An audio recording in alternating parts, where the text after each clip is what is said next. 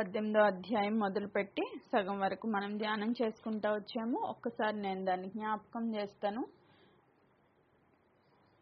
ఒకసారి జ్ఞాపకం చేసుకుని మనము వాక్యంలోకి వెళ్తాం. సో 18వ అధ్యాయంలో మనం నేర్చుకున్న విషయం మరొకసారి జ్ఞాపకం చేసుకుని అప్పుడు నెక్స్ట్కి వెళ్దాము.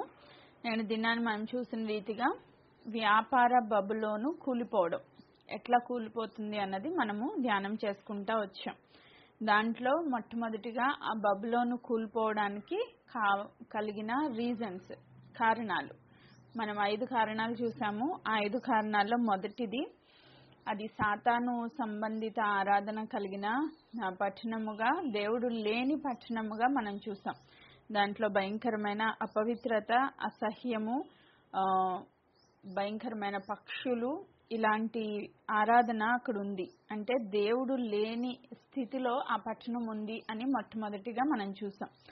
నెక్స్ట్ రెండో పాయింట్ వచ్చి దాని పాపం యొక్క తీవ్రత, ఎంత తీవ్రమైన పాపంలో అది పొర్లాడుచు ఉన్నదో మనం చూస్తూ వచ్చాం. సో వ్యభిచార క్రియలతో నైతిక విలువలు కోల్పోయిన స్థితిలో ఆ బబులోను ఉంటా వచ్చింది. దాన్ని బట్టి దేవుడు దానికి తీర్పు తీరుస్తూ ఉన్నారు. అలాగే మూడో పాయింట్ దాని పాపం యొక్క గొప్పతనం, ఆకాశానికంటే అంత గొప్ప పాపము. సొదొమ గొమొర్రా పట్టణాలను దేవుడు ఎలా అయితే చూసినప్పుడు దాని పాపము ఇంకా ఆకాశాన్ని అంటుతా వచ్చిందో, దేవుని సముఖమందు ఘోరంగా కనబడిందో, ఇట్టి స్థితిలో ఆ బబులోను పట్టణం యొక్క పాపం కూడా గొప్ప పాపంగా మనం చూస్తూ వచ్చాం. దాన్ని బట్టి కూడా దేవుడు దానికి తీర్పు తీరుస్తూ వచ్చారు. అయితే నాలుగవదిగా దాన్ని అది మోసం చేసుకుంటా వచ్చింది. నేను బాగున్నాను, నాకేం ప్రాబ్లం లేదు, నేను చాలా రిచ్, నాకు దుఃఖం రానే రాదు అని దాన్ని అది మోసం చేసుకుంటా వచ్చింది. ఆ మోసాన్ని బట్టి కూడా దేవుడు తీర్పు తీరుస్తూ వచ్చారు. నెక్స్ట్ ఐదవదిగా నేను అసలు ఎప్పటికీ నేను ఇలానే ఉంటాను అని అనుకున్న ఆ పట్టణం యొక్క గతి ఒక్క గడియలో ఎలా కూలిపోతా వచ్చిందో మనం చూస్తూ వచ్చాం. సో ఈ 5 పాయింట్స్ మనం నేర్చుకున్నాం. బబులోన్ కూలిపోవడానికి కారణాలు మనం నిన్నటి దినాన్ని చూసాం. అలాగే ఇంకొక పాయింట్ మనము డిస్కస్ చేసింది దేవుని ప్రజలకు ఆయన పిలుపు. 4వ వచనంలో ఆయన పిలుపు, ఎలాంటి పిలుపు దేవుడు ఇస్తున్నారు? ఆ పాపపు పట్టణం యొక్క గతి దేవుడు చూసినప్పుడు, దానికి తీర్పు తీర్చే సమయం వచ్చినప్పుడు దానిలో ఉన్న దేవుని బిడ్డల్ని బయటికి రమ్మని పిలుస్తున్నారు. దానిలోనే దేవుని బిడ్డల్ని ప్రత్యేకించుకోమని పిలుస్తున్నారు. దాంట్లో 3 విషయాల్లో ప్రత్యేకత కలిగి ఉండాలని మనం చూసాం. 1 దేశం నుండి, 2 బంధువుల నుండి, 3 తండ్రి ఇంటి నుండి. అబ్రహాంని ఎలా అయితే పిలుచుకున్నారో దేవుడు మనల్ని కూడా ఈ లోకంలోంచి అదే రీతిగా పిలుచుకున్నారు. ఆ పిలుపుకు మనం లోబడినప్పుడు నిత్య రాజ్యంలో మనము కూడా ఎత్తబడే గుంపులో ఉంటాము అని మనం నేర్చుకుంటా వచ్చాం. ఇంకో పాయింట్ బబులోన్ కూలిపోవడానికి రీజన్స్ చూసాము. నెక్స్ట్ బబులోన్ కూలిపోయినప్పుడు వచ్చిన ప్రతిస్పందన, ఏ వ్యక్తులు ఎలా స్పందిస్తూ వచ్చారు అన్న దాంట్లో మొదటి పాయింట్గా భూరాజులు ఎలా స్పందిస్తూ వచ్చారు. భూరాజులు దాన్ని సుఖంతో విలాసవంతమైన జీవితాన్ని జీవిస్తున్న వాళ్ళ యొక్క బాధను మనం చూసాం. అది కూలిపోయినప్పుడు ఎంత బాధపడ్డారో, వాళ్ళు పెట్టిన పెట్టుబడులన్నింటినీ దేవుడు ఒక్క గడియలో కుప్పకూల్చినప్పుడు వాళ్ళు ఎలా బాధపడుతూ వచ్చారో చూసాం. రెండవదిగా వర్తకులు, దానిలో ఇన్వెస్ట్ చేసి వ్యాపారం చేస్తున్న వర్తకులు ఎలాంటి బాధ అనుభవిస్తూ వచ్చారు, ఎన్ని టైప్ ఆఫ్ బిజినెసెస్ దాంట్లో పెట్టారో, ఎలా ఆ పట్టణం యొక్క బిజినెసెస్ జరుగుతూ ఉన్నాయో, ఈ ప్రపంచంలోని అన్ని బిజినెస్ల పట్టణంలో ఎలా ఇంప్రూవ్ అవుతూ వచ్చినాయో మనం చూసాం. ఇవి 2 పాయింట్స్ నిన్నటి దినాన్ని మనం చూసాం. ఈరోజు థర్డ్ పాయింట్ కొరకు థర్డ్ పాయింట్లో బాధపడే వ్యక్తులు ఎవరంటే నావికులు 3వ స్టేజ్లో ఉన్నారనమాట. ఫస్ట్ భూరాజులు, 2 వర్తకులు, 3 నావికులు ఎలా బాధపడుతూ వచ్చారో మనం 17 నుంచి 19 వచనాలు చదువుకుంటే మనకు అర్థమైద్ది. నేను చదువుతున్నాను చూడండి. ప్రకటన గ్రంథం 18వ అధ్యాయము 17వ వచనం. ప్రకటన 18:17. ప్రతి నావికుడు ఎక్కడికైనాను సంబురు చేయు ప్రతి వాడును, వారును, సముద్రం మీద పనిచేసి జీవనము చేయవారందరూ దూరముగా నిలిచి దాని దహన ధూమమును చూసి ఈ మహాపట్టణంతో సమానమైనది ఏది అని చెప్పుకొనుచు కేకలు వేసి తమ తలల మీద దుమ్ము పోసుకొని ఏడ్చుచు దుఃఖించుచు, అయ్యో అయ్యో ఆ మహాపట్టణము, అందులో సముద్రం మీద వాడలు గల వారందరూ దాని అందలి అధిక వ్యయము చేత ధనవంతులైరి, ఒక్క గడియ అది ఒక్క గడియల్లో పాడైపోయెను అని చెప్పుకొనుచు కేకలు వేయుచుండిరి. సో ఈ వర్తకులు ఎవరైతే సముద్రపు వ్యాపారాన్ని బేస్గా చేసుకుని ఆ పట్టణంలో నుంచి బిజినెస్ చేస్తూ ఉన్నారు. సో ఆ పట్టణము సముద్ర తీరం గుండా వెళ్ళి ఆ పట్టణంలో బిజినెస్ చేస్తూ ఉన్నారు. ఆ వర్తకులందరూ ఏడుస్తూ ఉన్నారంట, తల మీద దుమ్ము పోసుకుని ఏడుస్తున్నారంట. ఎందుకు ఏడుస్తున్నారు అంటే అక్కడున్న మార్కెట్ ఆ యొక్క సముద్ర వ్యాపారం అంతా పడిపోయింది. ఇప్పుడు పట్టణాన్ని కాల్చేశారు దేవుడు అనుకుందాం. సొదొమ గొమొర్రా పట్టణాన్ని అగ్ని గంధకాలతో కాల్చేశారు. కాల్చివేయబడిన దాంట్లో మొత్తం బిజినెస్ అంతా పోయింది. వాళ్ళు పెట్టిన పెట్టుబడులన్నీ పోయినాయి. ఇప్పుడు సముద్రం మీద సరుకులు తీసుకురావడానికి సీన్ లేదు. ఇంకా ఆ పట్టణమే తుడుపు పెట్టుకుపోయింది అంటే ఇంకా పట్టణంలో వ్యాపారం ఏం చేస్తారు వీళ్ళు? సో ఈ బిజినెస్ అంతా పోవడాన్ని బట్టి వాళ్ళందరూ చాలా బాధపడుతూ, అయ్యో ఈ యొక్క పట్టణము ఇంత ధనవంతమైన పట్టణము ఒక్క గడియలో ఎలా కూలిపోయింది అని తల మీద బూడిద వేసుకుని ఏడుస్తూ ఉన్నారంట. సో అంటే కార్గో సంబంధించిన బిజినెస్ కూడా కంప్లీట్గా లాస్ అయిపోయింది. Cargo business and transportation business అంతా పోయింది. సో మొత్తం అన్ని బిజినెస్లు కుప్పకూలిన పరిస్థితి. సో దీన్ని బట్టి మనం ఏం నేర్చుకోవాలి, అసలు దేవుడు ఏం చెప్తున్నారు మనకి అని ఒక మాట ఆలోచన చేసుకుంటే, ఈ లోకంలో ఉన్న బిజినెస్ వరల్డ్లో దేవుడు తీర్పు తీర్చిపోతున్నారు. ఫస్ట్ 17వ అధ్యాయంలో మనం ఏం చూసాం? సంఘము అని చెప్పుకుంటూ లోపల బబులోన్ సాంప్రదాయాన్ని పాటిస్తూ పైకి మంచి సంఘముగా కనబడుతూ మర్మము అని రాశారు. వేశ్యం నుదుటి మీద ఏమనుంది, దాని పేరు మర్మం. అదంటే బయటికి కనిపించదు, ఇన్నర్గా చాలా ఉంది ప్రాబ్లం, కానీ బయటికి మాత్రం మంచిగా కనిపిస్తుంది. ఇన్నర్ ప్రాబ్లమ్స్ అన్నీ పెట్టుకుని అపవిత్రత అంతా లోపల పెట్టుకుని భూరాజులతో కలిసి అది బిజినెస్లోనికి రాజకీయంలోనికి వెళ్ళిపోతూ దేవుని యొక్క మతం ముసుగులో చాలా విధాలుగా దేవుణ్ణి మోసం చేస్తూ వచ్చింది. సో దాన్ని మనం చూస్తూ వచ్చాం. ఆ మోసానికి దేవుడు తీర్పు తీర్చారు. 17వ అధ్యాయంలో మనం చూసాం ఆ మోసానికి తీర్పు తీర్చారు. ఇప్పుడు 18వ అధ్యాయంలో దేవుడు చెప్తున్న మాట, 18వ అధ్యాయంలో ఏం చెప్తున్నారు? ఈ బబులోను, వ్యాపారపు బబులోను ఏదైతే ఉందో ఆ వ్యాపార బబులోనికి దేవుడు తీర్పు తీరుస్తున్నారు. అంటే దీన్ని బట్టి మనం అర్థం చేసుకోవాల్సింది ఏంటి? ఈ లోకంలో ఉన్నది అంతా శరీరాశ, నేత్రాశ, జీవపడం, ఏదో ఒక రోజు కాలిపోవాల్సిందే, కూలిపోవాల్సిందే. సో దేవుడు తీర్పు తీరిస్తే ఆ తీర్పులో మనం నిలవబడాలి. కాబట్టి మన మనస్సు, మన హృదయము, యేసుక్రీస్తు ప్రభువారు చెప్తారు, నీ డబ్బు ఎక్కడ ఉంటుందో నీ హృదయం అక్కడే ఉంటుంది. ఇప్పుడు వీళ్ళందరూ ఎందుకు ఏడుస్తున్నారు? వాళ్ళు డబ్బు పెట్టారు, దాని మీద భూరాజులు పెట్టుబడి పెట్టారు, వర్తకులు బిజినెస్ పెట్టారు, వాడలు చేసే వాళ్ళు బిజినెస్ చేస్తున్నారు. సో వాళ్ళ డబ్బంతా అక్కడ ఉంది, అదంతా ఖాళీ బూడిదైపోయింది. కాబట్టే ఏడుస్తున్నారంట. అంటే నీ హృదయం ఎక్కడుంటుంది, నీకు డబ్బు ఎక్కడుంటుందో అక్కడ నీ హృదయం ఉంటుంది. సిరికి దేవునికి దాసులయ్యుండుట అసాధ్యము అని దేవుని వాక్యం సెలవిస్తుంది. సిరికి దేవునికి ఎట్ ఏ టైం మనము న్యాయం చేయలేం. నువ్వు డబ్బు మీద మనసు పెట్టుకున్నావా, దేవునికి దాసుడిగా ఎట్టి పరిస్థితిలో ఉండలేవు. దేవునికి దాసుడిగా ఉన్నావా, నీ మనసు ఎప్పుడూ డబ్బు మీదకి వెళ్ళదు, ఈ వరల్డ్లీ థింగ్స్ మీదకి వెళ్ళదు. ఈ రెండు పొంతన సైమల్టేనియస్గా మేనేజ్ చేద్దామంటే కుదరదు. ఏదో ఒక దాని మీదే ఒక యవనస్తుడు వస్తాడు కదా దేవుని దగ్గరికి, అన్ని మంచి పనులే ఉన్నాయి, అతని దగ్గర ఏమన్నా ఒక్కటైనా బ్యాడ్ థింగ్ ఉందా? లేదు. నిత్య జీవం పొందడానికి నేను ఏం చేయాలంటే నువ్వు డబ్బు అమ్మేసి నాతో రా అన్నారు ప్రభు, నీ ఆస్తి బీదలకి ఇచ్చి నాతో రా అన్నారు. కానీ ఆయన ఏం చేశాడంటే మొహం చిన్న పుచ్చుకుని వెళ్ళిపోయాడంట. ఎందుకు? తన హృదయము ఆస్తి మీద ఉంది, తన హార్ట్ ఆస్తి మీద పెట్టుకున్నాడు. కాబట్టి ముఖం చిన్నబుచ్చుకుని నా వల్ల కాదు ప్రభు అని చెప్పి నిత్య జీవాన్ని, ఇంత గొప్ప మహిమను విడిచిపెట్టి ఆ డబ్బు కోసం వెనక్కి వెళ్ళిపోయాడు.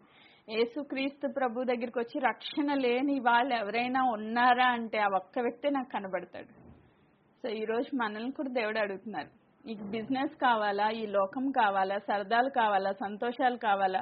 మతం ముసుగులో లోపల మర్మయుక్తంగా పాపంలో పడి ఉంటే ఎట్టి పరిస్థితుల్లో నువ్వు సంఘంలో, ఎత్తబడే సంఘంలో నువ్వు ఉండవు. ఖచ్చితంగా దేవుడు నిన్ను కాల్చి కూలుస్తాడు ఒక దినాన్ని. అది మనం గుర్తుపెట్టుకోవాల్సిన మాట. Right, praise God. ముందుకెళ్దాం.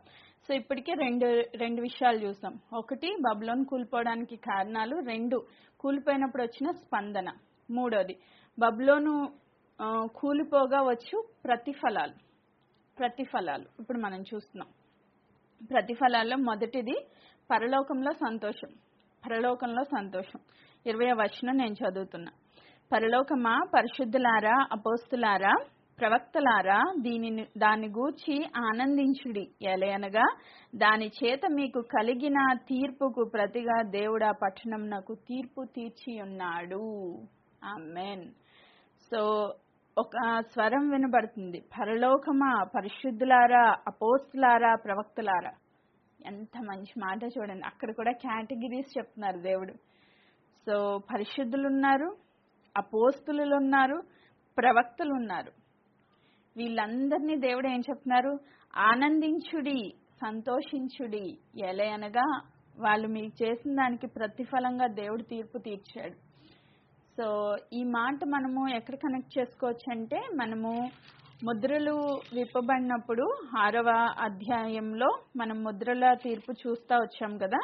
ముద్రల తీర్పులో మొదటి 4 గుర్రాలు అయిపోయిన తర్వాత పరిశుద్ధులు ప్రార్థన చేస్తున్నారు బలిపీఠం కింద నుంచి. ఏమని ప్రార్థన చేస్తున్నారు? నాదా సత్యస్వరూపి, 6:10 చదువుతున్నాను నేను. వారు నాదా సత్యస్వరూపి, పరిశుద్ధుడా, ఎందాక తీర్పు తీర్చకయు మా రక్తము నిమిత్తం భూనివాసులకు ప్రతిదండన చేయకు ఉందు అని బిగ్గరగా కేకలు వేసెను. తెల్లని వస్త్రములు వారిలో ప్రతివానికి ఇవ్వబడెను. మరియు వారి వలె చంపబడబో వారి సహదాసుల యొక్క సహోదరుల యొక్క లెక్క పూర్తయ్యే వరకు ఇంకా కొంచెము కాలం విశ్రమించమని వారితో చెప్పబడను. కొంచెం కాలమే ఉంది, మీరు వెయిట్ చేయండి అని చెప్పారు అక్కడ దేవుడు. ఇప్పుడు చెప్తున్నారు, సంతోషించండి, తీర్పు తీర్చబడింది. ఆ ప్రేయర్కి పర్ఫెక్ట్ ఆన్సర్ ఇప్పుడు వచ్చింది వీళ్ళకి. సో వాళ్ళు అడుగుతున్నారు, నాదా సత్యస్వరూపి, మాకెందాక తీర్పు తీర్చుకుందు మా రక్తము నిమిత్తం. అంటే వాళ్ళని రక్తం చిందించి చంపారు వీళ్ళందరూ. ఈ మోసము, ఈ యొక్క మతం ముసుగులో పరిశుద్ధుల్ని ఎంతో మందిని చంపేశారు. వాళ్ళందరూ మొరపెడతా ఉన్నారు, ప్రభువా మా రక్తం నిమిత్తం భూనివాసులకి తీర్పు తీర్చు అని. సో ఆ తీర్పు తీర్చాలి అని కోరుకున్న వాళ్ళల్లో పరిశుద్ధులు ఉన్నారంట, అపోస్తులు ఉన్నారంట, ప్రవక్తలు ఉన్నారంట. అంటే పరిశుద్ధుల్ని చంపేశారు వీళ్ళు, అపోస్తుల్ని చంపేశారు, ప్రవక్తలను కూడా చంపేశారు. సో వీళ్ళు చంపిన దానికి దేవుడు లెక్క చూశాడు. బెల్షాజర్ దగ్గర చూసాం కదా, దేవుడు లెక్క చూశాడు, తూచాడు. తూకంలో ఈయన తక్కువగా కనబడ్డాడు.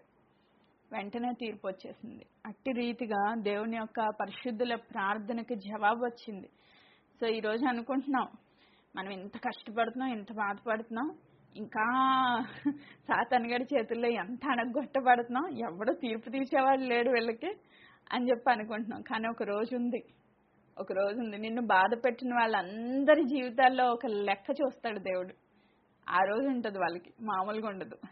సో కాబట్టి మనం హ్యాపీగా ఉండొచ్చు. మన దేవుడు ఎవరు? న్యాయాధిపతి, తీర్పు తీర్చే దేవుడు, రాజులకు రాజు, ప్రభులకు ప్రభు. కాబట్టి నీ బాధ ఎవరు చూడలేదని నువ్వు అనుకోకర్లేదు. దేవుడు చూస్తున్నారు, న్యాయబద్ధమైన తీర్పు ఇంకొంచెం కాలం తర్వాత నీకు దొరుకుతుంది. కాబట్టి వెయిట్ చేయాలి. ఆమేన్, ప్రైజ్ గాడ్. సో నెక్స్ట్ ఈ యొక్క వాక్యానికి రిలేటెడ్గా ఒక్క మాట చదువుకుందాము. ఇర్మియా గ్రంథము 51వ అధ్యాయం. నిన్న కూడా చదివాము ఈ మాట. ఒకసారి ఫాస్ట్గా తీసి 51, 24 నుంచి 26 వచనాలు ఫాస్ట్గా చదివేసేయండి. ఇర్మియా 51, 24 నుంచి 26 వచనాలు.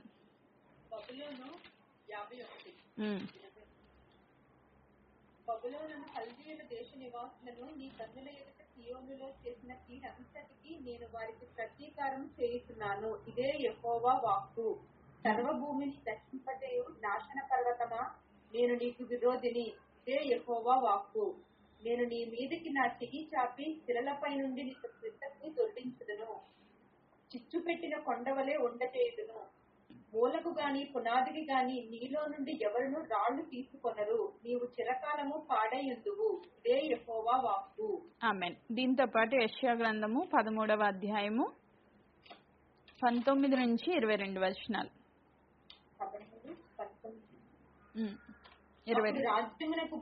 అప్పుడు రాజ్యమునకు భూషణమును, కల్దీయుల అతిశయాస్పదమును, మహత్యమును బబులోను దేవుడు పాడు చేసిన సొదొమ గొమొర్రా వలె నగును. అది మరెన్నడూ నివాస స్థలముగా ఉండదు. తరతరములకు దానిలో ఎవడును కాపురం ఉండడు.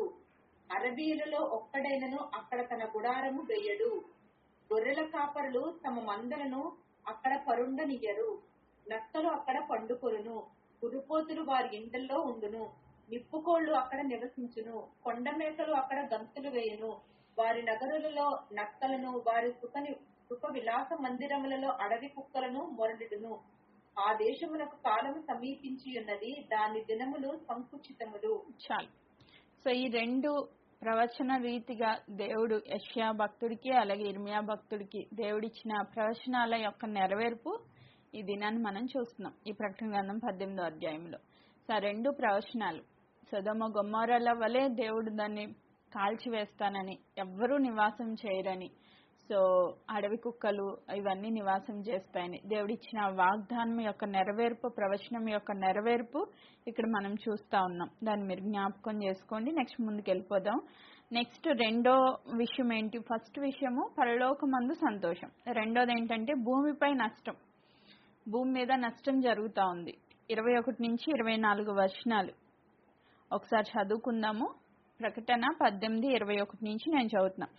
తర్వాత బలిష్ఠుడైన ఒక దూత గొప్ప తిరుగటి రాతి వంటి రాయి ఎత్తి సముద్రంలో పడవేసి, ఇలాగు మహాపట్టణమైన బబులోను వేగముగా పడద్రోయబడి ఇక ఎన్నటికి కనబడకపోవును.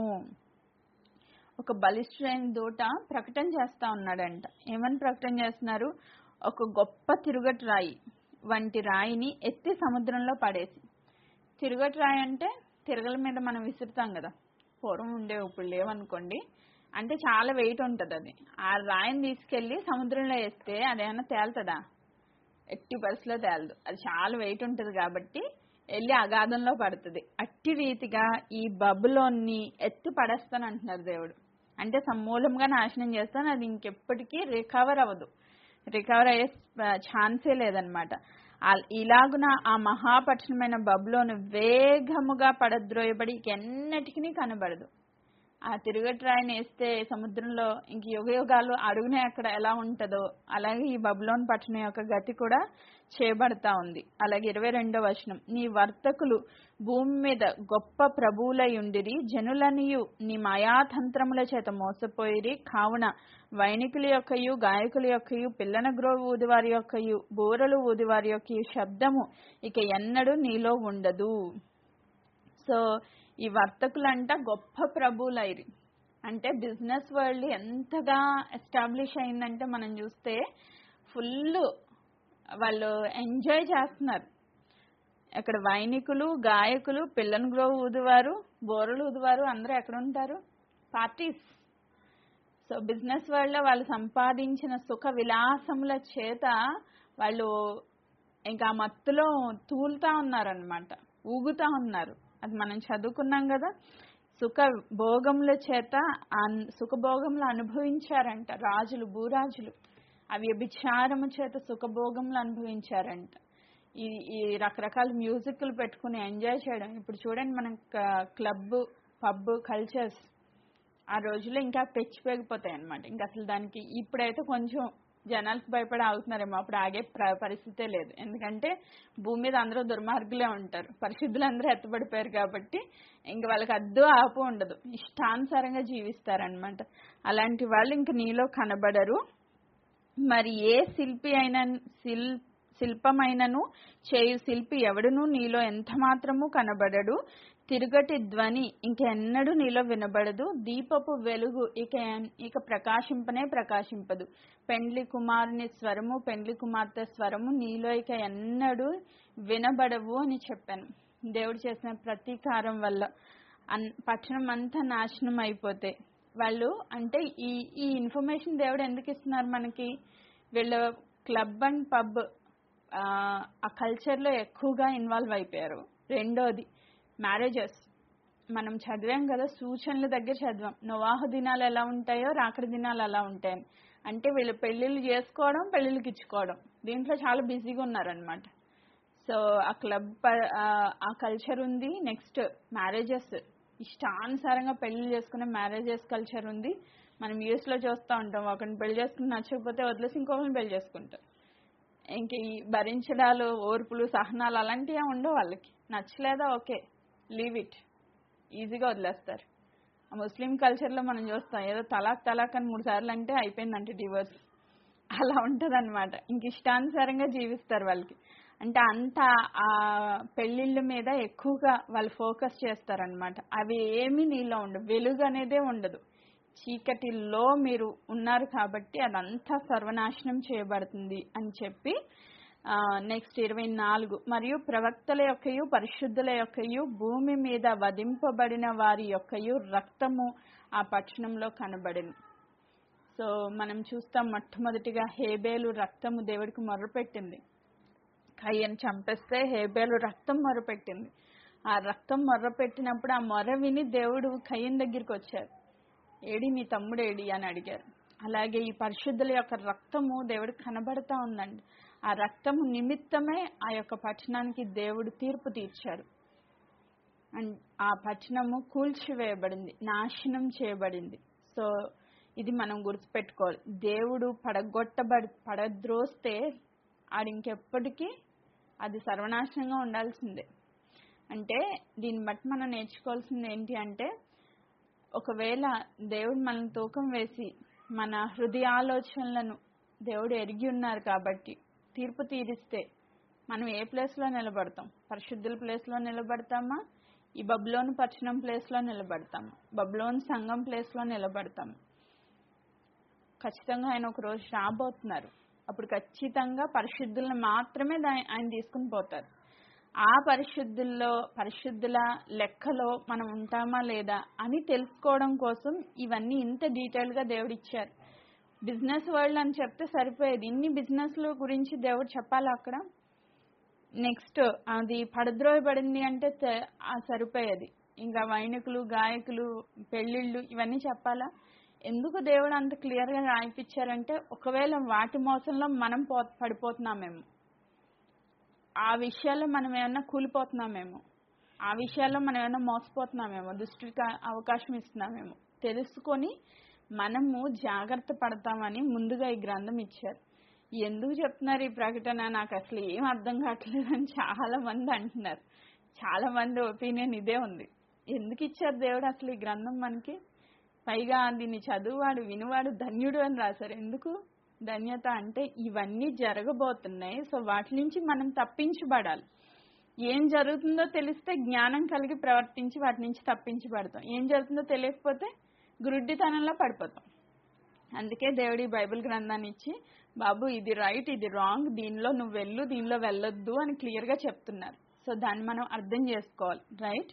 సో ఇక్కడ మనం చూస్తే 17వ అధ్యాయంలో మతాచారాలకి తీర్పు అయిపోయింది. అంటే మతం ముసుగులో మనం ఏదైనా అపవిత్ర కార్యాలు చేస్తూ ఉంటే దానికి తీర్పు అయిపోయింది. 18వ అధ్యాయంలో మెటీరియల్ అంటే వ్యాపారయుక్తమైన వారికి తీర్పు అయిపోయింది. సో దాంట్లో భూరాజులు ఉన్నారు, నెక్స్ట్ వర్తకులు ఉన్నారు, నెక్స్ట్ నావికులు ఉన్నారు. Monarchs, merchants and mariners. So వీళ్ళందరికీ తీర్పు అయిపోయింది. వీళ్ళు ముగ్గురు, ఈ 3 వింగ్స్కి తీర్పు అయిపోయింది. సో ఈ మూడు వ్యక్తులకి తీర్పు అయిపోయిన తర్వాత దేవుడు రాజకీయ బబులోన్ కూడా ఒకటి ఉంది. మనం 19వ అధ్యాయంలో చూస్తాం. మతపరమైన బబులోన్ కూలిపోయింది, వ్యాపార బబులోన్ కూలిపోయింది, రాజకీయ బబులోన్ కూడా వస్తుంది మన ముందుకి. దానికి కూడా దేవుడు తీర్పు తీరుస్తారు. సో దాన్ని మనము 19వ అధ్యాయంలో మధ్యలో చూస్తాము. అక్కడికి వెళ్ళినప్పుడు నేను అది డిస్కస్ చేస్తాను. ఇంతవరకు అయిన తర్వాత 19వ అధ్యాయంలో 1 నుంచి 10 వచనాలు మనకి ఏమి తెలియచేస్తున్నాయి? గొర్రెపిల్ల మహోత్సవం గుర్తుందా మీకు? చాలా రోజులైంది, మర్చిపోయారా? గొర్రెపిల్ల మహోత్సవం గురించి చెప్పాను, ఆల్రెడీ మనం డిస్కస్ చేసాం. ఒక్కసారి నేను అది పిక్చర్ ప్రొజెక్ట్ చేసి ఇంకొకసారి ఎక్స్ప్లెయిన్ చేస్తాను, ఎందుకంటే చాలా రోజులు అయిపోయింది కదా, మేబీ మర్చిపోయి ఉండొచ్చు అని నా డౌట్. రైట్, ఇది మేజర్ బేసిక్ పిక్చరు. ఇది ఒక్కటి మీకు అర్థమైతే ఏది అర్థమైనా అర్థం అవ్వకపోయినా ప్రకటన గ్రంథం మొత్తం మన బుర్రలో ఉన్నట్టే. సో కాబట్టి ఇది ఒక్కటన్నా అట్లీస్ట్ నేర్చుకోండి, నా హంబుల్ రిక్వెస్ట్ ఇది. మీరు నేర్చుకుంటే చాలా బలపడతారు దేవుళ్ళు. దేవుడు మనకి ఇంత గొప్ప మహిమను ఇవ్వబోతున్నారా అన్నది మనకు అర్థం అవడం కోసం ఈ పిక్చర్ దేవుడు ఇచ్చిన జ్ఞానాన్ని బట్టి రాయడం జరిగింది. ఇప్పుడు మనం ఎక్కడున్నాం? ఈ 7 ఏండ్ల మహాశ్రమల కాలం ముగింపులో ఉన్నాం. సో దీని ముగింపులో ఉన్నాం. మొట్టమొదటిగా మనం ఏం డిస్కస్ చేసాము, సంఘం ఎత్తబడుతుంది. సో సంఘం ఎత్తబడిన తర్వాత మధ్యాకాశంలో మనకి సంతోషాన్ని, విశ్రాంతిని, న్యాయసింహాసనపు తీర్పుని, గొర్రెపిల్ల మహోత్సవం కూడా అక్కడ జరిగిద్ది. సో అది పరలోకానికి తీసుకెళ్లి దేవుడు చేస్తారు అని కూడా మనం నేర్చుకున్నాం, రైట్. పరలోకానికి తన వధువుని కలుసుకుని, అంటే ఇస్సాకు ఎలా అయితే రిబ్కాను తన పొలంలో చూసి తను చేర్చుకొని తన ఇంటికి తీసుకెళ్లి తన భార్యగా అంగీకరించారో, అట్టి రీతిగా మధ్యాకాశంలో యేసుక్రీస్తు ప్రభు సంఘాన్ని కలుసుకుని సంఘాన్ని తీసుకుని పోయి పరలోకంలో వివాహం ఆడిపోతా ఉన్నారు. గొర్రెపిల్ల మహోత్సవం జరగబోతా ఉంది. ఆ తర్వాత యేసుక్రీస్తు ప్రభు సంఘాన్ని తీసుకుని డైరెక్ట్ గా భూమి మీదకి రాబోతా ఉన్నారు. ఇది మనం 19వ అధ్యాయంలో ఇప్పుడు చూడబోతున్నాం. సో యేసుక్రీస్తు ప్రభు బహిరంగ రాకడలో 2 రాకళ్ళు ఉన్నాయి. ఒకటి రహస్య రాకడ, 2 బహిరంగ రాకడ. రహస్య రాకడ ఇది ఈ సెకండ్ పాయింట్.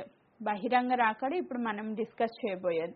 ఈ రెండాటికి చాలా డిఫరెన్సెస్ ఉన్నాయి. ఆ డిఫరెన్సెస్ మనం గుర్తుపెట్టుకోవాలి. ఎందుకంటే మళ్ళీ కన్ఫ్యూజ్ అయిపోయి చాలా మంది మిడిల్ ట్రిబులేషన్ ఉంది, పోస్ట్ ట్రిబులేషన్ ఉంది అలా చెప్తా ఉన్నారు. అలా ఎవరు కన్ఫ్యూజ్ అవ్వద్దు. ఖచ్చితంగా సంఘం ఎత్తబడిన తర్వాత 7 ఏండ్ల మహాశ్రమల కాలం జరిగిద్ది. 7 ఏండ్ల మహాశ్రమల కాలం ముగింపులో యేసుక్రీస్తు ప్రభువారు గొర్రెపిల్ల మహోత్సవం అయిన తర్వాత సంఘాన్ని తీసుకుని భూమి మీదకి రాబోతా ఉన్నారు. సో ఈ రెండాటికి కొన్ని డిఫరెన్సెస్ నేను చెప్తాను. మొదటి అంటే రహస్య రాకడ, బహిరంగ రాకడ, ఈ రెండాటికి చిన్న డిఫరెన్సెస్ మనం గుర్తు చేసుకుందాం. ఫస్ట్ టైం రహస్య రాకడలో ఆయన ఎలా వస్తారు, ఎక్కడికి వస్తారు? మధ్యాకాశానికి వస్తారు. ఆయన భూమి మీదకి ఎట్టి పరిస్థితిలో రారు, మధ్యాకాశానికి వస్తారు. అక్కడ బోర ఊదపడుతుంది, అక్కడికి మనం ఎత్తబడతాం. సో కాబట్టి ఫస్ట్ టైం ఎక్కడికి వస్తారు? మధ్యాకాశానికి వస్తారు. రెండోసారి ఎలా వస్తారంటే తెల్లని గుర్రంపై పరిశుద్ధులతో కలిసి భూమి మీదకి వస్తారు ఆయన. సో రెండవ రాకడలో, బహిరంగ రాకడలో ఆయన భూమి మీదకి వస్తారు. ఫస్ట్ టైము మధ్యాకాశానికి వచ్చారు, సెకండ్ టైం భూమి మీదకి వస్తారు. నెక్స్ట్ సంఘము రూపాంతరం చెందుతుంది. ఆయన మధ్యాకాశానికి వచ్చినప్పుడు సంఘము రూపాంతరం అంటే మనము రెప్పపాటుని మహిమా శరీరాలు ధరించుకుని ఎత్తబడతాం. నెక్స్ట్ చనిపోయిన వాళ్ళు, ఆల్రెడీ ప్రభునందు మృతులైన వాళ్ళు ముందు లేస్తారు. తర్వాత మనము అక్షయ రూపాలు ధరించుకుంటాం. వీళ్ళిద్దరూ కలిసి యేసుక్రీస్తు ప్రభు దగ్గరికి మధ్యాకాశానికి చేర్చబడతారు. ఇప్పుడు బహిరంగ రాకడలో రూపాంతరాలు అనేవి ఏమీ లేవు. సో రూపాంతరాలు అనేవి ఏమీ లేవు, కన్ఫ్యూజ్ అవ్వద్దు. ఈ 7 ఏండ్ల మహాశ్రమల్లో కొంతమంది పరిశుద్ధులుగా జీవించారు కదా. ఈ 1,02 సాక్షులు వచ్చారు, వాళ్ళు పరిచర్య చేశారు. 1,44,000 మంది దేవుడు ముద్రించుకున్నారు ఆయన దాసులుగా, వాళ్ళు పరిచర్య చేశారు. అనేక మంది లెక్కింప సఖ్యము కాని జన సమూహమును మనం పరలోక రాజ్యంలో చూసాము. ఆ వ్యక్తులు పరలోక రాజ్యంలో చూసాం అంటే భూమి మీద వాళ్ళందరూ రక్షణ పొందిన వాళ్ళు అని అర్థం. సో ఈ భూమి మీద ఎవరైతే రక్షణ పొందారో యేసుక్రీస్తు ప్రభు బహిరంగ రాకడలో వాళ్ళు సజీవులుగా ఉన్నారు. హతసాక్షులు అయిపోగా మిగిలిన సజీవులు జాగ్రత్తగా వినండి. ఎవరైతే హతసాక్షులు అయిపోయారో వాళ్ళు ఎక్కడికి వెళ్ళిపోతారు? పరదేశకి వెళ్ళిపోతారు కదా. పరదేశంలో వాళ్ళు ఉన్నారు, పాత నిబంధన భక్తులు ఉన్నారు, శ్రమల కాల పరిశుద్ధులు కూడా అక్కడే ఉన్నారు. సో పరదేశంలో వాళ్ళు టెంపరీ ప్లేస్ లో హ్యాపీగా రెస్ట్ తీసుకుంటా ఉన్నారు. ఎవరైతే భూమి మీద అప్పటికి ఇంకా బ్రతికున్నారో పరిశుద్ధులుగా సీక్రెట్ గా మనం చెప్పుకున్నాం కదా, 3.5 సంవత్సరాలు దేవుడు ఇజ్రాయెల్ ప్రజల్ని అరణ్యంలోనికి తీసుకుని పోయి అక్కడ కాపాడి భద్రపరుస్తారు. ఒక ప్లేస్ లో వాళ్ళని హైడ్ చేస్తారు దేవుడు వీడికి దొరకకుండా. సో వాళ్ళందరూ ఎవరైతే ఉన్నారో వాళ్ళు యాజ్ ఇట్ ఈజ్ అదే శరీరంతో 1000 ఏండ్ల పరిపాలనలోకి ప్రవేశిస్తారు. వాళ్ళకి మహిమా రూపం అనేది ఏమీ లేదు. అర్థమైందా? పరిశుద్ధులు దేవునితో వచ్చే వాళ్ళందరూ మహిమా స్వరూపాలతో ఉన్నారు. భూమి మీద ఉన్న వాళ్ళు యాజ్ ఇట్ ఈజ్ శరీరంతోనే ఆ యొక్క 1000 ఏండ్ల పరిపాలనలోనికి వెళ్తారు. యాజ్ ఇట్ ఈజ్ అదే శరీరంతో 1000 ఏండ్ల పరిపాలనలోనికి వెళ్తారు. ఈ డిఫరెన్స్ మనం 1000 ఏండ్ల పరిపాలన దగ్గరికి వచ్చినప్పుడు క్లియర్ గా చూద్దాం. జస్ట్ ఇది గుర్తుపెట్టుకోండి, పాయింట్ కన్ఫ్యూజ్ అవ్వకుండా. నెక్స్ట్ 3వ పాయింట్ మనం చూస్తే యేసుక్రీస్తు ప్రభువారు మొదటిసారి రహస్య రాకడలో ఆయన ఎవరి కోసం వస్తున్నారు అంటే పరిశుద్ధుల కొరకు వస్తున్నారు. ఓన్లీ పరిశుద్ధుల కొరకే వస్తున్నాడు ఆయన. సో రెండోసారి ఆయన ఎలా వస్తున్నారంటే పరిశుద్ధులతో కలిసి వస్తున్నారు.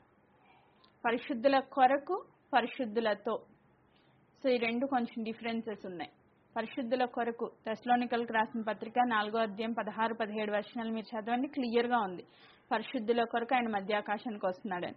నెక్స్ట్ ప్రకటన గ్రంథం, ఇదే ప్రకటన గ్రంథం 19వ అధ్యాయము 14-15 వచనాలు మనం చదివితే, తెల్లని నారబట్టలు ధరించుకొని శుభ్రమైన పరలోకమందున్న సేనలు శుభ్రమైన తెల్లని నారబట్టలు ధరించుకుని తెల్లని గుర్రములు ఎక్కి ఆయన వెంబడించిరి. ఇది పరిశుద్ధులు అన్నమాట. పరిశుద్ధులతో ఆయన వస్తున్నారు. 14-15 వచనాలు చాలా క్లియర్గా రాసుంది. నెక్స్ట్ 4వ పాయింట్ ఏంటంటే, ఆయన మొదటిసారి మధ్యాకాశానికి రహస్య రాకల్లో వచ్చినప్పుడు అందరికీ ఏమిస్తారు? ఆశీర్వాదాలు ఇస్తారు, గిఫ్ట్స్. మనం చూస్తాం న్యాయ సింహాసనపు తీర్పులో ఏం జరుగుతుందో. నెక్స్ట్ నా బహిరంగ రాకల్లోకి వచ్చినప్పుడు ఆయన భూమి మీదకి తీర్పు తీరుస్తారు. ఇంకా ఆశీర్వాదాలు బహుమానాలు ఏమి ఉండవు, తీర్పే వాళ్ళకి. ఎందుకంటే మిగిలిపోయిన ఈ జనాలందరికీ తీర్పు తీర్చబడుతుంది. నెక్స్ట్ 5th పాయింట్, ఆయన మొదటిసారి రహస్య రాకల్లో పరిశుద్ధుల కొరకు వచ్చినప్పుడు ఆయన వివాహం చేసుకోవడానికి వస్తున్నారు, వివాహం కొరకు వస్తున్నారు, గొర్రెపిల్ల మహోత్సవం కొరకు వివాహం కొరకు వస్తున్నారు.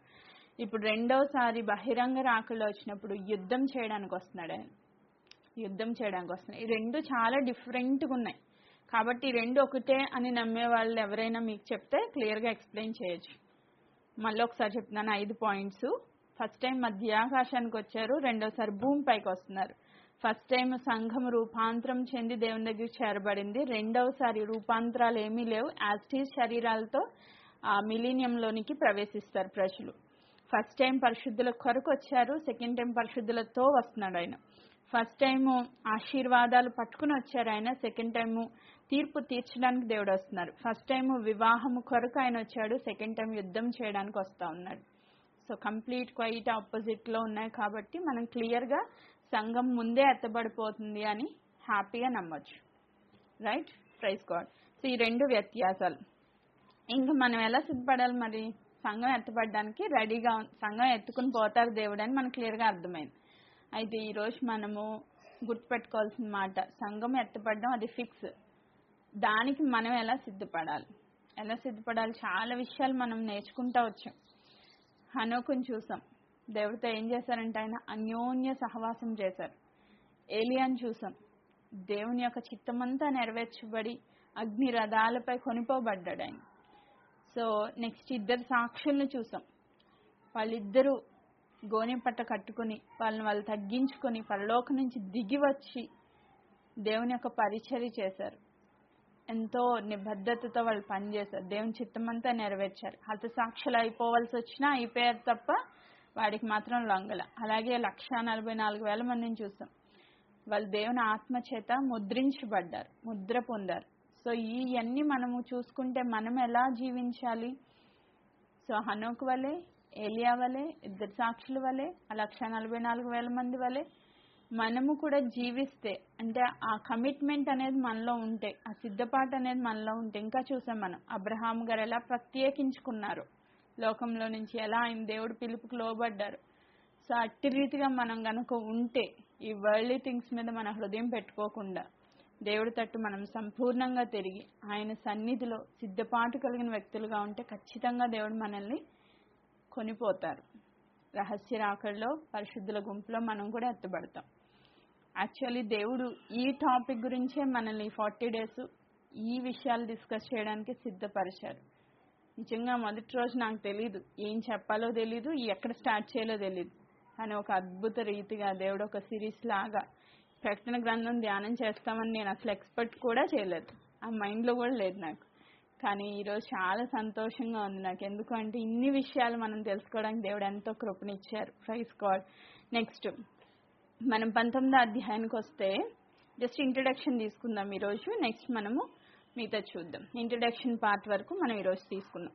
సో ప్రకటన గ్రంథం 19వ అధ్యాయంలో మొదటి 10 వచనాల్లో మనము గొర్రెపిల్ల మహోత్సవం చూసాం. అక్కడ 4 పాయింట్స్ మనం జ్ఞాపకం చేసుకున్నాం. 12 పాయింట్లు నేను చెప్పాను ఆ యూదుల వివాహ ప్రక్రియ ఎలా ఉంటుంది అని. ఆ 12 పాయింట్లు యాజ్ టీజ్ యేసుక్రీస్తు ప్రభు జీవితంలో ఎలా నెరవేరిందో, ఆ సంఘం విషయంలో ఆయన ఎలాంటి కార్యాలు చేశారో కూడా మనం చూసాం. ఒకసారి రివైజ్ చేసుకోండి, టైం లేదు కాబట్టి నేను అవన్నీ ఇప్పుడు గుర్తు చేయట్లేదు. బట్ నేను 4 పాయింట్లు మనం అక్కడ డిస్కస్ చేసాం, అది మాత్రం నేను ఒకసారి జ్ఞాపకం చేస్తున్నాను. గొర్రెపిల్ల మహోత్సవంలో 4 పాయింట్స్ ఏమేంటి? అది వివాహ సమయం. ఫస్ట్ పాయింట్ మనం చూసాం. వివాహ సమయం ఎప్పుడు జరిగిద్ది? 7 ఏండ్ల మహాశ్రమల ముగింపు కాలంలో పరలోకంలో పెండ్లి విందు జరిగిద్ది. సో అది ముగింపు కాలంలో, సంఘం ఎత్తబడిన తర్వాత ప్రభు భూమి మీదకి రాక మునుపు ముగింపు కాలంలో వివాహం జరిగిద్ది. నెక్స్ట్ వివాహ స్థలం గురించి మనం ధ్యానం చేస్తాం 2వ పాయింట్లో. వివాహ స్థలం ఎక్కడ? పరలోక రాజ్యంలో. పరలోక రాజ్యంలో వివాహం జరిగిద్ది. ఎలా అయితే మన ఇస్సాకు గారు రిబ్కాను తీసుకుని ఆ పొలంలో ఆమెను హత్తుకుని తీసుకుని వెళ్ళి ఇంటికి తీసుకెళ్లి వివాహం చేసుకున్నారో, అట్టి రీతిగా మధ్యాకాశంలో ప్రభు వచ్చి మనల్ని తీసుకుని న్యాయసింహాసనపు తీర్పు అయిన తర్వాత తీసుకెళ్లి పరలోకంలో పెళ్లి చేసుకోపోతున్నారు. ఆమెన్. అది వివాహ స్థలం. అక్కడ చాలా క్లియర్ గా చెప్పాను, దాని గురించి మీరు ఒకసారి రివైజ్ చేసుకోండి. వివాహంలో ముఖ్యమైన వ్యక్తులు, అది 3వ పాయింట్ గా చూసాం.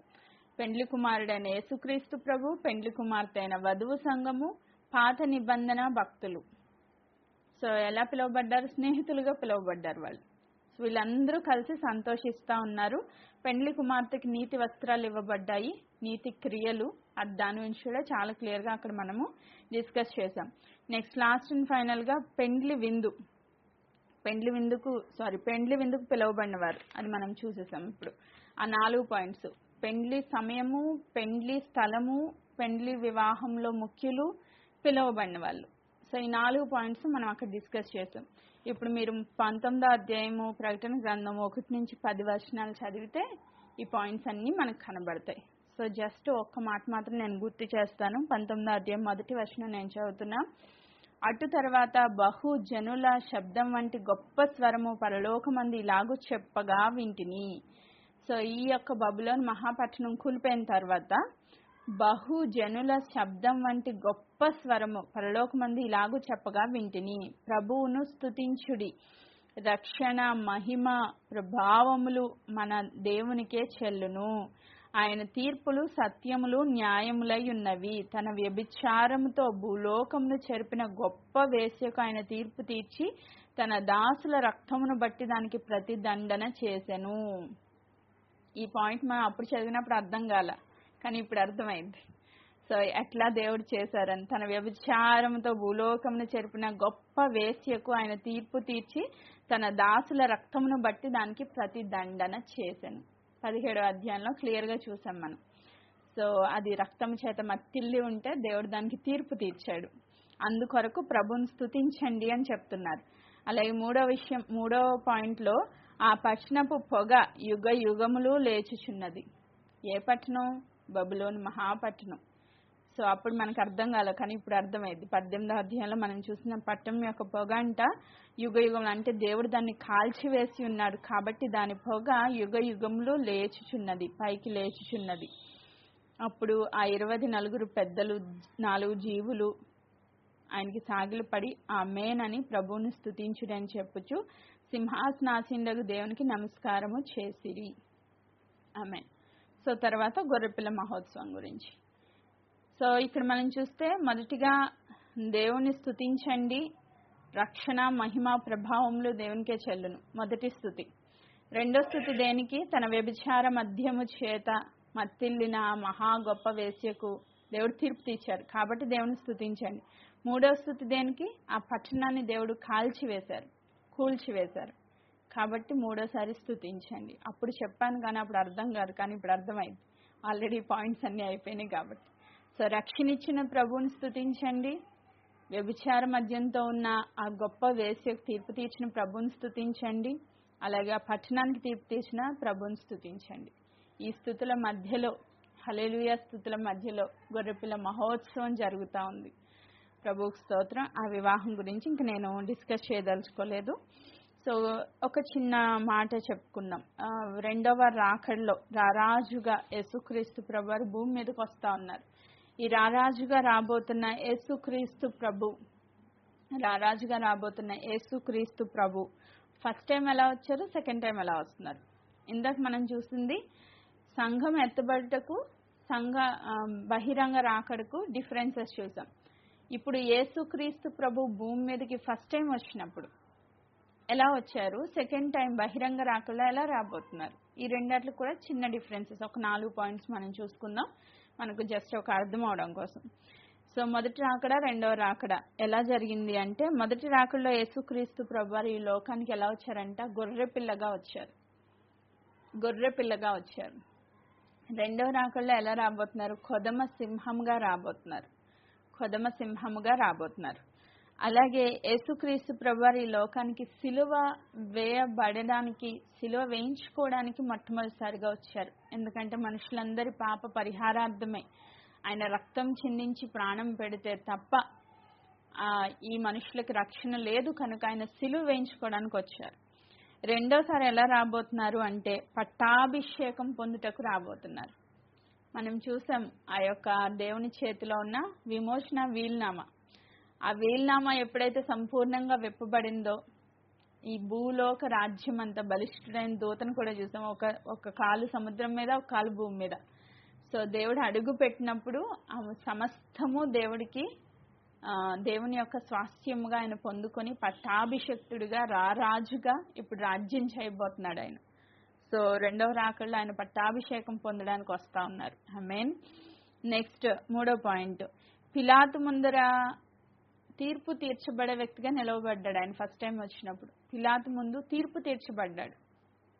సో ఆయన ఒక దోషిగా, ఏ తప్పు చేయకపోయినా ఒక దోషిగా, ఒక పాపిగా ఆయన నిలవబడ్డాడు. కానీ సెకండ్ టైం వచ్చినప్పుడు ఆయన పిలాతుకే తీర్పు తీరుస్తారంట. ఇప్పుడు అందరూ వస్తారుగా, అందరు లేపబడతారు, ధవళ సింహాసనం దగ్గర కూడా అందరు లేపబడతారు. అంటే ఎవరైతే దేవుణ్ణి కాదు అన్నారో వాళ్ళందరికీ తీర్పు తీర్చే వ్యక్తిగా రాబోతా ఉన్నాడు ఆయన. Praise God. ఫస్ట్ టైం ఆయన విమోచకుడుగా వచ్చాడు. మనందరి పాపముల నిమిత్తం విమోచన వెల చెల్లించారు ఆయన. సెకండ్ టైం ఆయన ఎలా వస్తున్నారంటే, ఏలుబడి చేసే వ్యక్తిగా వస్తున్నారు. ఇనుప దండంతో ఆయన వారిని ఏలును అని 19వ అధ్యాయంలో మనం చూస్తాం. ఏలుబడి చేసే వ్యక్తిగా వస్తున్నారు. ఫస్ట్ టైం ఆయన కలవరిలో ముండ్ల కిరీటాన్ని ధరించారు. ఇప్పుడు 19వ అధ్యాయంలో చూస్తాం మనం. అనేక కిరీటాలు ఆయన తల మీద ఉన్నాయి. బంగారు కిరీటాలను ధరించుకుని ఆయన రాబోతా ఉన్నాడు. సో ఫస్ట్ టైంకి సెకండ్ టైంకి ఇంత డిఫరెన్స్ ఉంది. మనం యేసుక్రీస్తు ప్రభు అంటే ప్రేమామయుడు, దయామయుడు, కనికరపూర్ణుడు ఇలా చెప్పుకుంటా ఉంటాం. నిజంగా మనకు అంత కృపాకాలంలో మనల్ని పుట్టించి దేవుడు ఇంత కృపనిచ్చారు. ఆయనలో ఉన్న మంచి గుణ లక్షణాలు మనం చూస్తున్నాం. కానీ రెండవ రాకల్లో ఆయన అలా ఉండరు.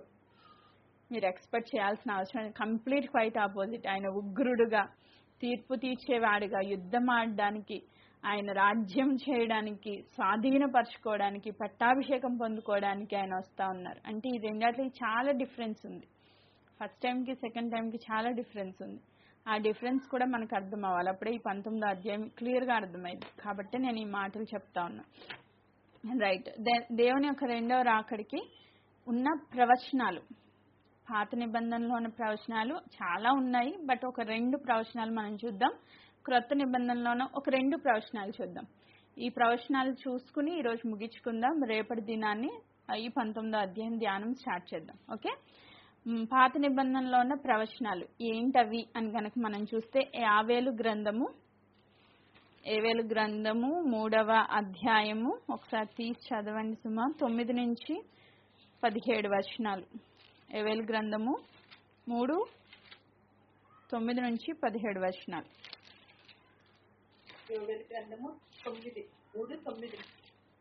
అన్యజనులకు ఈ సమాచారము ప్రకటన చేయుడి, యుద్ధము ప్రతిష్ఠించుడి, బలాఢ్యులను రేపుడి, యోధులందరూ సిద్ధపడి రావలెను. మీ కర్రలు చెడగొట్టి ఖడ్గములను చేయుడి, మీ పోటుకత్తులు చెడగొట్టి ఈటెలు చేయుడి. బలహీనుడు నేను బలాఢ్యుడను అనుకొనవలెను. చుట్టుపట్లనున్న అన్యజనులారా త్వరపడి రండి, సమకూడి రండి. యెహోవా నీ పరాక్రమశాలులను ఇక్కడికి తోడుకొని రమ్ము. నలుదిక్కులనున్న అన్యజనులకు తీర్పు తీర్చుటకై నేను యెహోషాపాతు లోయలో ఆసీనుడనగుదును. అన్యజనులు లేచి అచ్చటికి రావలెను. పైరు ముదిరినది, కొడవలి పెట్టి కోయుడి. గానుగ నిండి ఉన్నది, తొట్లు పొర్లి పారుచున్నవి. జనుల దోషము అత్యధికమాయను. మీరు దిగి రండి. తీర్పు తీర్చు లోయలో రావలసిన యెహోవా దినము వచ్చే ఉన్నది. తీర్పుకై జనులు గుంపులు గుంపులుగా కూడి ఉన్నారు. సూర్యచంద్రులు తేజోహీనులైరి, నక్షత్రములు కాంతి తప్పిపోయెను. యెహోవా సియోనులో నుండి గర్జించుచున్నాడు, యెరూషలేములో నుండి తన స్వరము వినబడజేయుచున్నాడు. భూమి ఆకాశములు వణుకుచున్నవి, అయితే యెహోవా తన జనులకు ఆశ్రయమగును. కంటిన్యూ 17 వరకు. ఇశ్రాయేలీయులకు దుర్గముగా ఉండును, అన్ని జనులిక మీదట దానిలో సంచరింపకుండా యెరూషలేము పరిశుద్ధ పట్టణముగా ఉండును. మీ దేవుడైన యెహోవాను నేనే, నాకు ప్రతిష్ఠితమగు సియోను పర్వతమందు నివసించుచున్నానని మీరు తెలుసుకొందురు. ఆ దినం చాలు. సో ఇవన్నీ మనం చదువుతుంటే ఇప్పుడు క్లియర్ గా అర్థమవుతుందా? ఇదివరకు ఏవేల గ్రంథంలో ఇవన్నీ చదివితే మనకేం అర్థమై ఉండేది కాదు ఐ థింక్. సో ఇప్పుడు మనం ఈ ఫేజెస్ అన్ని చూసేసాం కాబట్టి ఈజీగా అర్థమైపోద్ది. ఇది రెండవ రాకడలో దేవుడు యొక్క రాకడ గురించి ఏవేలు భక్తుల ద్వారా దేవుడు రాయించిన ప్రవచన వాక్కు. దీంట్లో ఏం చెప్తున్నారు మనం చాలా క్లియర్గా అర్థం చేసేసుకోవచ్చు. మీరందరూ రెడీ అయిపోండి. దేనికి? హెర్మగద్యోని యుద్ధానికి మీరందరూ రెడీ అయిపోండి. అన్యజనులందరూ లోయలోకి రావాలి. మీరు కత్తులు ఇట్లు అన్నీ తీసుకుని రండి, మీ యొక్క సరంజామా అంతా రెడీ చేసుకోండి అని దేవుడు చెప్తున్నారు. ఇంకొకటి, కొడవలు పెట్టి కొయ్యాలి. పైరు ముదిరిపోయిందంట, ఇంకా పంట కోతకు వచ్చిందనమాట. అంటే దేవుని యొక్క బిడ్డలు పరిశుద్ధులు దేవుడు గొర్రెలుగా మేకలుగా విడగొట్టే సమయం వచ్చేసిందనమాట. సో పైరు ముదిరింది, కొడవలు పెట్టి కొయ్యాలి. ఇంకా ఏమంటున్నారు, ఈ తొట్లు పొర్లి పారుచున్నవి. ఏ తొట్లు మనం చూసాం, ద్రాక్ష కోత ఒకటి ఉంది, పైరు కోత ఒకటి ఉంది. ద్రాక్ష గింజల కోత, ద్రాక్ష కోత, ద్రాక్ష వల్లుల కోత. సో ఈ ద్రాక్ష వల్లన్నీ కోసి తొట్లో వేసి దేవుడు తొక్కుతారనమాట. దాని రక్తము ఏరులై పారుతుంది. హెర్మగద్యోని యుద్ధం గురించి ఇంట్రడక్షన్ పార్ట్లో మనం చూసాం. సో దానికి టైం వచ్చేసింది. సూర్యచంద్ర నక్షత్రాలన్నీ తేజోహీనం అయిపోయినాయి. సో దేవుడు గర్జిస్తా ఉన్నాడంట. ఆయన గర్జించు సింహం వలె రాబోతా ఉన్నాడని ఏవేలు ప్రవక్త ద్వారా ఈ మాట చెప్పబడింది. యేసుక్రీస్తు ప్రభు వచ్చిన తర్వాత, యుద్ధం తర్వాత ఎవరుంటారంటే అన్యజనుల మీదట దానిలో సంచరించరు. 1000 ఏండ్ల పరిపాలనలో అన్య జనాంగం అనేది ఏది ఉండదు. దేవుడు సమస్తాన్ని తుడిచిపెట్టేస్తారు. పరిశుద్ధులు మాత్రమే దానిలో ఉంటారు. ఆమేన్. పరిశుద్ధులు మాత్రమే దానిలో ఉంటారు. ఇది ఈ ప్రవచనం యొక్క నెరవేర్పు మనం ఇప్పుడు చూస్తాం ఈ 19వ అధ్యాయంలో. అలాగే జకర్యా గ్రంథము ఇంకొక ప్రవచనాన్ని గురించి కూడా మనం చూద్దాం. జకర్యా గ్రంథము 14వ అధ్యాయము 1 నుంచి 9 వచనాలు. 14వ అధ్యాయము 1 నుంచి 9 ఫాస్ట్ గా చదివేసేయండి. ఇదిగో యెహోవా దినము వచ్చుతున్నది, అందు మీ యొద్ద దోచబడిన సొమ్ము పట్టణములోనే విభాగింపబడును. ఏలయనగా యెరూషలేము మీద యుద్ధము చేయుటకు నేను అన్యజనులందరినీ సమకూర్చబోచున్నాను. పట్టణము పట్టబడును, ఇండ్లు కొల్ల పెట్టబడును, స్త్రీలు చెరపబడుదురు, పట్టణములో సగము మంది చెరపట్టబడి పోవుదురు. అయితే శేషించువారు నిర్మూలము కాకుండా పట్టణములో నిలుతురు. అప్పుడు యెహోవా బయలుదేరి తాను యుద్ధ కాలమున యుద్ధము చేయు రీతిగా ఆ అన్యజనులతో యుద్ధము చేయి. ఆ దినమున యెరూషలేము ఎదుట తూర్పు తట్టునున్న ఒలీవ కొండ మీద ఆయన పాదములుంచగా, ఒలీవ కొండ తూర్పు తట్టునకును పడమట తట్టుకును నడిమికి విడిపోయి సగము కొండ ఉత్తరపు తట్టునకును సగము కొండ దక్షిణపు తట్టునకును జరుగును. గనుక విశాలమైన లోయ ఒకటి ఏర్పడును. కొండల మధ్య కనబడు లోయ ఆ జీలు వరకు సాగగా మీరు ఆ కొండ లోయల్లోనికి పారిపోవుదురు. యూదారాజైన ఉజ్జియా దినములలో కలిగిన భూకంపములకు మీరు భయపడి పారిపోయినట్టు మీరు పారిపోవుదురు. అప్పుడు నీతో కూడా పరిశుద్ధులందరూ వచ్చెదరు. నా దేవుడైన యెహోవా ప్రత్యక్షమగును. యెహోవా ఆ దినమున ప్రకాశమానమగునవి సంకుచితములు కాగా వెలుగు లేకపోయెను. ఆ దినము ప్రత్యేకమైనదిగా ఉండును. అది యెహోవాకు తెలియబడిన దినము. పగలు కాదు, రాత్రి కాదు, అస్తమయ కాలమున వెలుతురు కలుగును. ఆ దినమున జలజీవమును యెరూషలేములోనికి పారి సగము తూర్పు సముద్రమునకును సగము పడమటి సముద్రమునకును దిగును. వేసవి కాలమందు చలికాలమందును అలాగుననే జరుగును. యెహోవా సర్వలోకమునకు రాజయుండును. ఆ దినమున యెహోవా ఒక్కడే అని, ఆయనకు పేరు ఒక్కటే అనియు తెలియబడును. చాలు. సో ఇవన్నీ మనము చూస్తే దీని యొక్క నెరవేర్పు మనం 19వ అధ్యాయంలో చూస్తాం. ఆయన ఎక్కడికి వస్తారంటే భూమి మీద మొట్టమొదటి ఆయన కాలు పెట్టేది వలీవల కొండ మీద. చాలా క్లియర్ గా దేవుడు రాయిపించారు. మళ్ళీ ఆయన ప్రపంచంలో ఏ ప్లేస్కి వస్తారా అని మనం డౌట్ పడకుండా వలీవల కొండ మీద ఆయన కాలు పెడతాడు. ఆ కొండ 2గా చీలిపోద్ది. ఆ మధ్యలో చాలా పెద్ద లోయ వస్తుంది. సో మీరందరూ అక్కడికి పారిపోతారు. పరిశుద్ధులందరితో కలిసి దేవుడు వస్తాడు, అన్యజనులతో యుద్ధం చేస్తాడు. తర్వాత దేవుడు రాజ్యంని స్థాపిస్తారు. ఆయన సర్వలోకానికి రాజు అయి ఉంటాడు. చాలా క్లియర్ ఎక్స్ప్లెనేషన్ దేవుని యొక్క రాక గురించి జకరియా భక్తుడి ద్వారా దేవుడు రాయిపించారు. అలాగే మత్తయి సువార్త 24 కొత్త నిబంధనకు వస్తే మత్తయి సువార్త 24వ అధ్యాయంలో మనం ఆల్రెడీ చదువుకున్నాం. 27వ వచనం, మెరుపు తూర్పున పుట్టి పడమటి వరకు ఎలా కనబడినో అలాగే మనుష్య కుమారుని రాక ఉండును, పీనుగు ఎక్కడ ఉన్నదో గెద్దలు అక్కడ పోగవును. ఇది కూడా మనము నెక్స్ట్ హెర్మగద్యోన్ యుద్ధం దగ్గర చూస్తాం. పీనుగు ఎక్కడ ఉండునో అక్కడ గెద్దలు పోగవును, దాని మీనింగ్ ఏంటి అన్నది. యేసుక్రీస్తు ప్రభు 2వ రాకడలో ఒక మెరుపు తూర్పున పుట్టి పడమటి వరకు ఎలా కనబడుతుంది అంటే భూజనులందరూ ఆయన రాక చూస్తారు. భూజనులందరూ ఆయన రాక చూస్తారు. రహస్య రాకల్లో ఆయన ఎవరికీ కనబడ్డు. రహస్య రాకల్లో బోర మాత్రమే ఓదపడుతుంది. అది పరిశుద్ధులకు మాత్రమే వినబడుతుంది. మహిమా స్వరూపం ధరించుకుని మనం ఎత్తబడతాం. కానీ బహిరంగ రాకల్లో భూమి మీద ఉన్న ప్రతి ఒక్క వ్యక్తి దేవుణ్ణి చూస్తారు. సో ఆయన మహామహిమతో దిగి వస్తాడు. సో అది ఆ 30వ వచనంలో కూడా, అప్పుడు మనుష్య కుమారుని సూచన ఆకాశమందు కనబడును, అప్పుడు మనుష్య కుమారుడు ప్రభావంతోనూ మహామహిమతోనూ ఆకాశ మేఘారుడై వచ్చుట చూచి భూమి మీద ఉన్న సకల గోత్రముల వారు రొమ్ము కొట్టుకొందురు. మరియు ఆయన గొప్ప బోరుతో తన దూతలను పంపును, వారు ఆకాశం నుండి ఈ చివరి నుండి ఆ చివరి వరకు నలుదిక్కుల నుండి ఆయన ఏర్పరచుకున్న వారిని పోగు చేయను.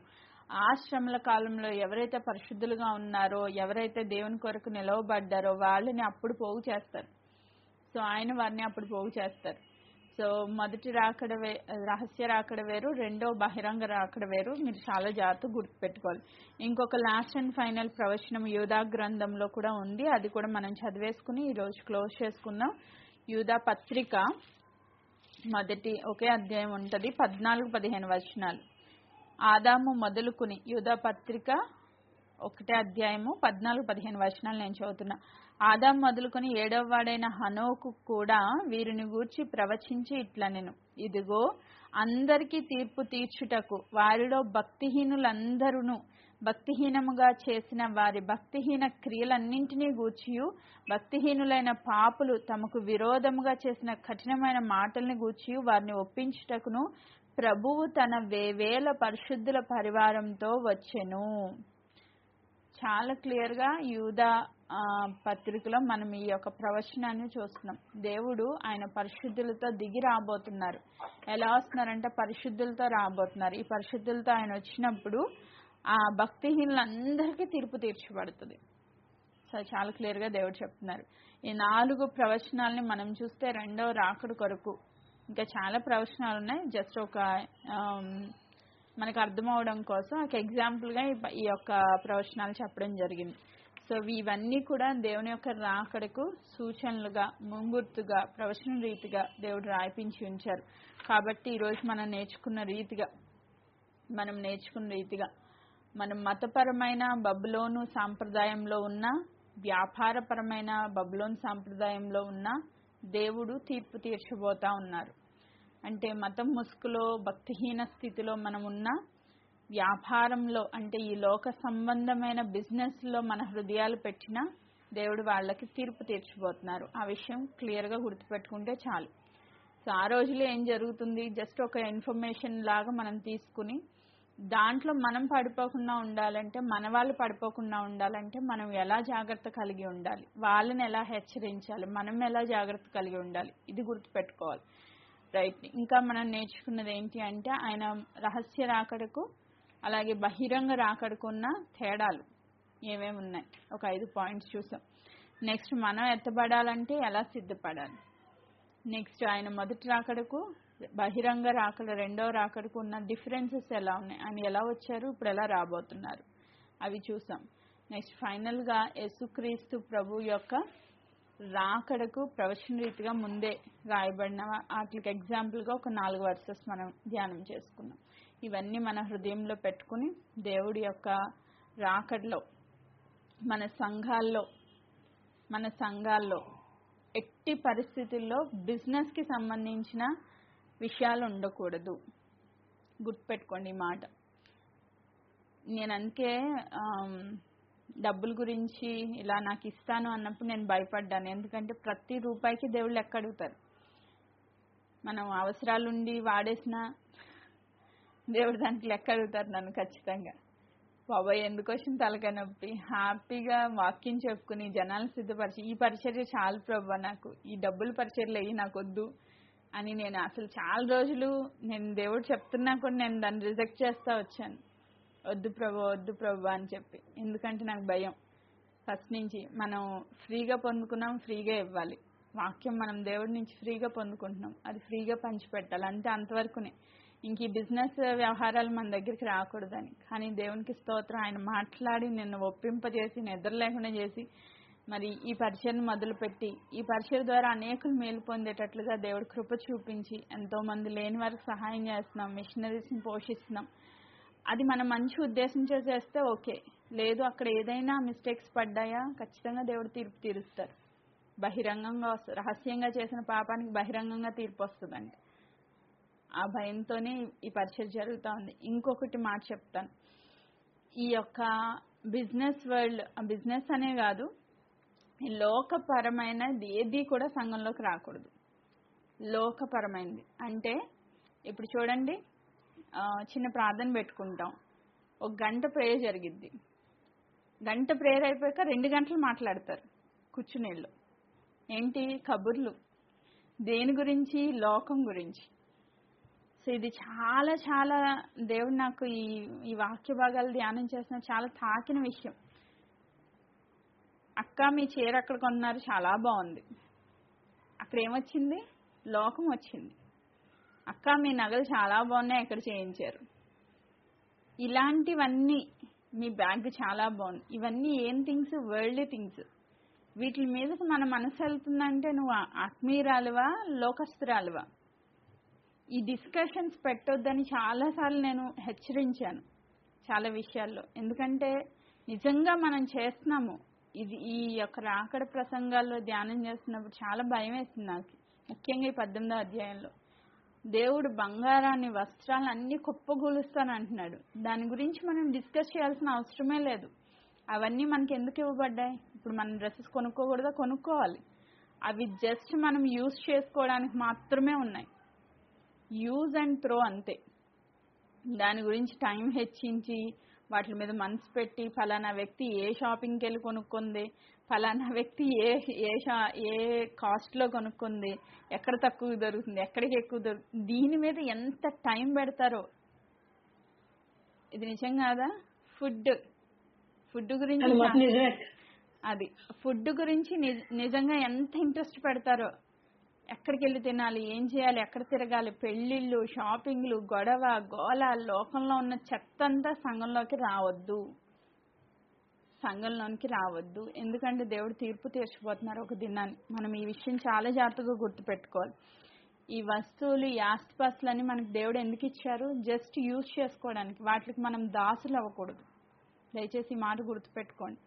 ఇవన్నీ మనం యూజ్ చేసుకోవడానికి ఇచ్చారు, కానీ దానికి మనం దాసులు అవ్వకూడదు. అది మన మీద ప్రభుత్వం చేయకూడదు.